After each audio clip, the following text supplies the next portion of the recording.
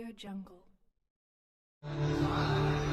शरणागत वत्सल सारनिते परिपालय मां वृषशैलपदे अतिवेलतया तव చరిత్ర సృష్టించారు. అమెరికా మరియు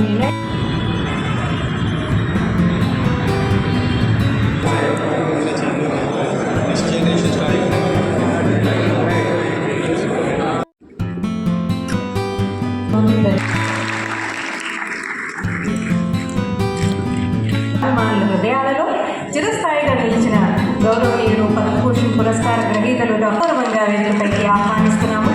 ఈ కార్యక్రమానికి ముఖ్య అతిథులుగా వేచేసిన భారత పూర్వ ఉపరాష్ట్రపతి దగ్గుపాటి పురంధరేశ్వరి రమేష్ గారిని సగౌరవంగా వేదికపైకి వీక్షేయవలసిందిగా ఆహ్వానిస్తున్నాము. అలాగే ధన్యకు ప్రాణప్రదమైన ఆశీర్వాద స్వరూపులైన పెద్దలు తాతయ్య నానమ్మలు శ్రీ పుట్ట అర్జున్ గారు శ్రీమతి సంధిగా ఆహ్వానిస్తున్నాము.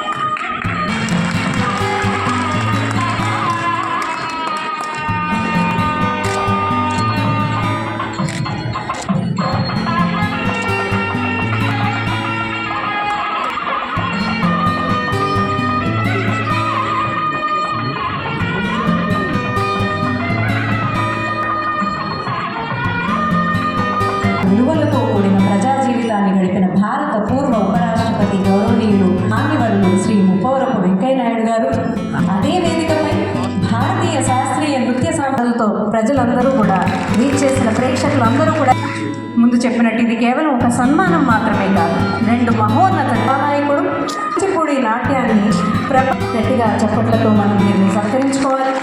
కళా సాధన మరోవైపు ఈ రెండు మహోన్నత విలువలు ఒకే వేదికపై కలుసుకుంటున్న ఈ అపూర్వ క్షణం మనందరికీ చిరస్మరణిపోతుంది. నిజానికి ఈయన ఒకే వేదికపై దర్శించి సత్కరించవలసిందిగా గౌరవనీయులు శ్రీ ముప్పవరపు వెంకయ్యనాయుడు గారు ఈ చరిత్ర అనుకున్నాము. అలాగే మన కార్యక్రమం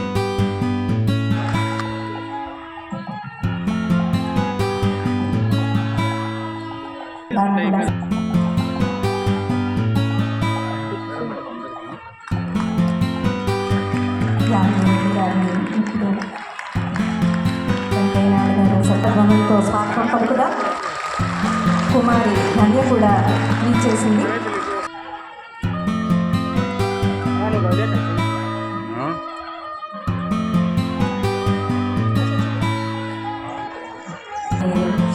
దగ్గుపాటి పురంధరేశ్వరి గారు ధన్యను ఆశీర్వదిస్తారు.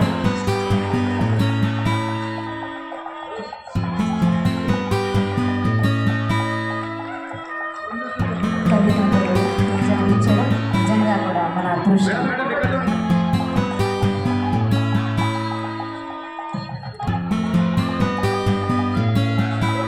ఆయన్ని మనం కూడా అభిమానించుకుందాం.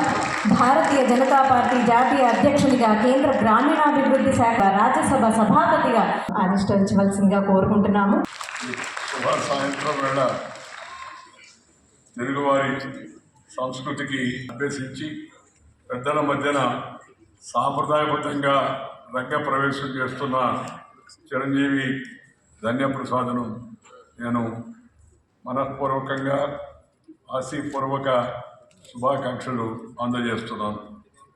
కుమార్తెను మన కళల దిశగా ప్రోత్సహిస్తున్న తల్లిదండ్రులు శ్రీమతి తేజ పోతినేని మరియు శ్రీ పుట్ట లక్ష్మీప్రసాద్ గారికి కూడా వారి ఇతర కుటుంబ సభ్యులందరికీ అభినందన.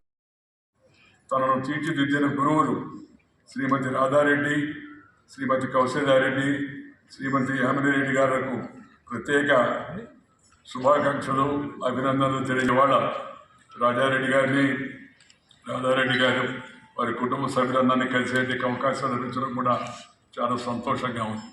ఎందుకంటే భారతీయ సాంప్రదాయాలు, సంస్కృతి, కళలకు వారు చేసేట సేవ అది మనందరం కూడా ఎల్లప్పుడూ గుర్తుంచుకోవాల్సిన అవసరంతో కూడా ఉంది.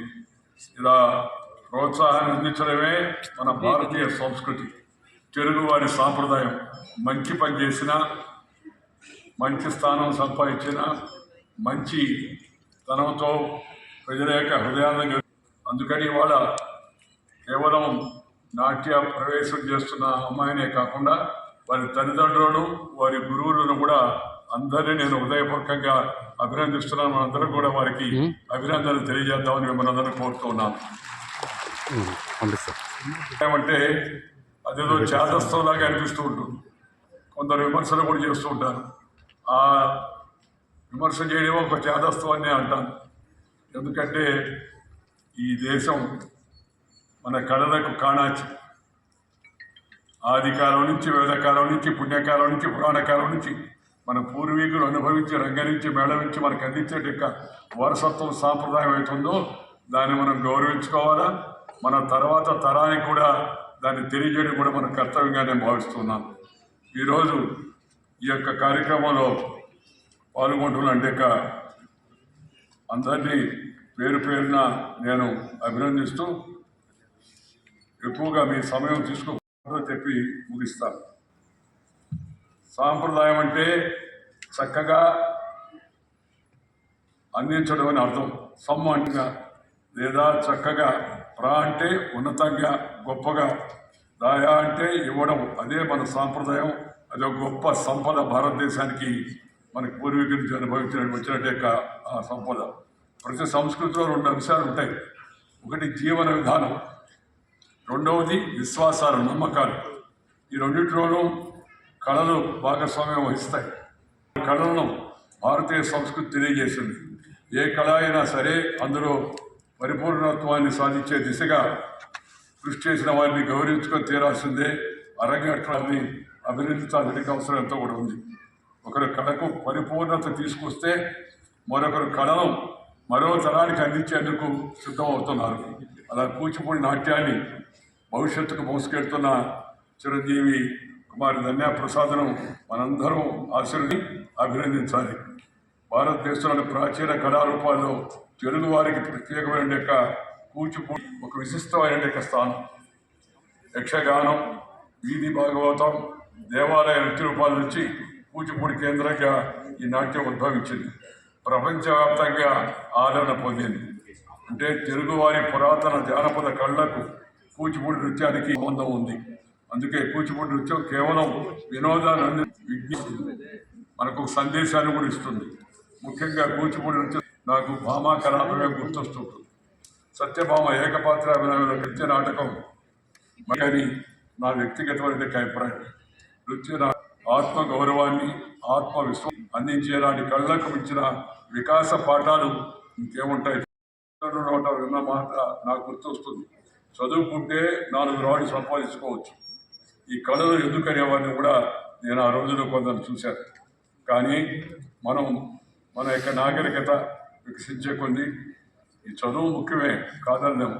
కానీ సంస్కారం నేర్చుకోవాలన్నా, జీవితంలో ఎదురైన వివిధ సమస్యలకు పరిష్కారాలతో విజయ తీరాలకు చేరాలన్నా కళలు నేర్చుకోవడం అత్యంత ఆవశ్యకం అని చెప్పి నేను భావిస్తున్నాను. సంస్కారం ముఖ్యం.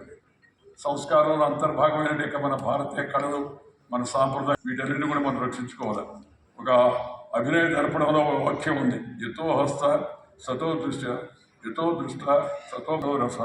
చేసే పని మీద దృష్టి ఉండాలి. దృష్టి ఉన్న చోట మనసు లగ్నం కావాలి. మనసు లగ్నమైన చోట పరమార్థం, తద్వారా రససిద్ధి కలుగుతాయి.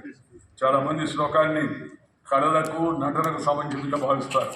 నిజానికి ఇంతకు మించిన వ్యక్తిత్వ వికాస పాఠం ఏముంటుంది? చేసే పని మీద మనసు పూర్తిగా లగ్నం చేయాలి. అప్పుడే విజయం మీకు సొంతం అవుతుంది. ఆ మధ్య నన్ను కుర్రోడు అడిగాడు, సార్ మీరు ఎప్పుడు దేశభక్తి చేయాలని. నేను చెప్పాను, దేశభక్తి అంటే వేరే ఏం లేదు, ఎవరి పని వాళ్ళు చేయడమే దేశభక్తి అని చెప్పాను. ఎవరి పని వాళ్ళు చేయగలిగితే, చక్కగా వ్యవహరించగలిగితే అదే దేశభక్తి. అదే దేశాన్ని వికసిత భారతం వైపు, మంచి సమాజం వైపు పాటు ప్రతి ఒక్కరు కూడా నైపుణ్యంలో కానీ సాధన చేయాలనేది నా ఆకాంక్ష. ఉద్యోగం వేరే, అభిరుచి వేరే. వారి ధన్యప్రసాద్ను, చిరంజీవి నేను వారి కుటుంబ సభ్యులను మరొకసారి అభినందిస్తూ భవిష్యత్తులో మంచి రీతిగా ఉన్నత స్థాయికి చేరుకోవాలని చెప్పి ఆకాంక్షిస్తున్నాను. మన కళ, మన కట్టు, బొట్టు, మాట, ఆట, మన మాతృభాషను మనం గౌరవించుకోవాలి. మాతృభాషను మాతృదేశాన్ని మన గుర్తుపెట్టుకోవడంతో కూడా ఉంది. ప్రతి సాంప్రదాయాలకు తగినంత ప్రోత్సాహం కూడా ఉంది.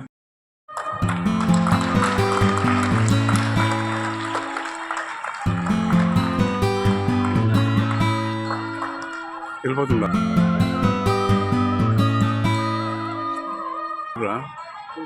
మరి